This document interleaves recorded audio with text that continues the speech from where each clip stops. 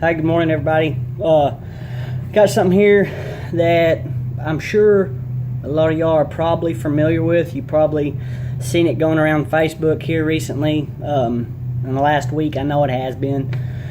And real quick, I'd like to say before I say what I'm going to say, I would like to go ahead and just acknowledge that I'm not condemning anyone who shared the video by any means, but or anybody in general. I'm not condemning anyone.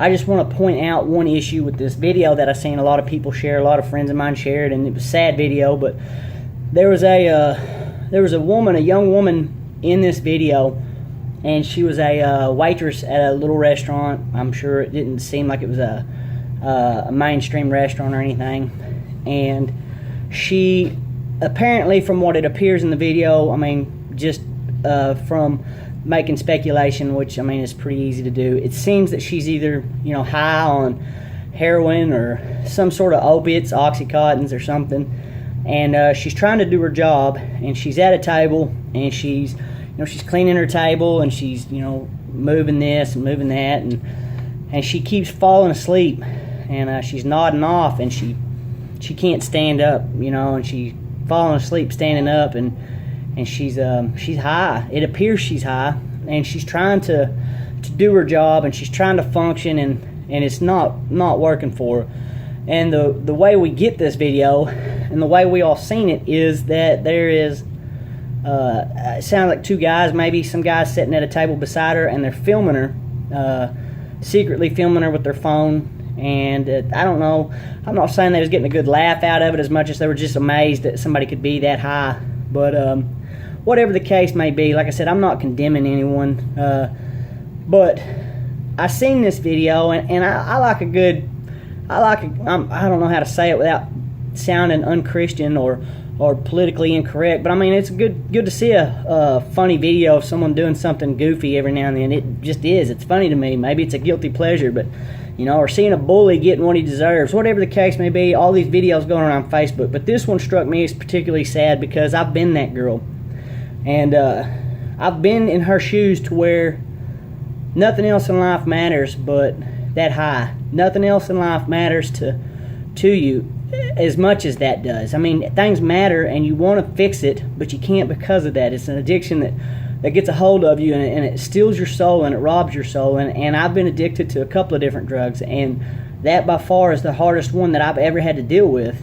And I've been the person who was falling asleep. I wrecked two of my wife's big fancy SUVs, totaled them, completely wiped them out.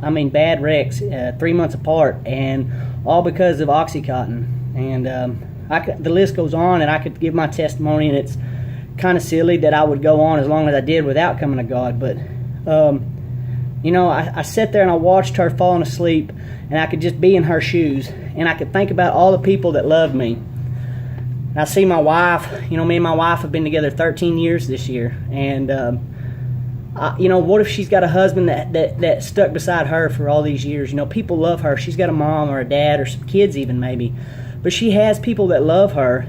And now there's millions of people out there in Facebook world who have seen her, and maybe not necessarily even poked fun of her, but just stared at her with nothing to say, nothing to do. And it just hurts my heart to think that had there been someone in that restaurant, or maybe these guys even filming it, and maybe that did happen, I don't know, I can't say what happened, the video was turned off, but coming from somebody who's been in her shoes and been there and fell asleep in public and been so high that you couldn't function, if I'd have had somebody come up and keep me from hurting myself, because this woman obviously looked like she could hurt herself at any time, if I could have somebody come up there and had kept me from hurting myself and just talk to me, maybe the breaking point would have been for somebody to come up and say, listen, lady, you're falling apart.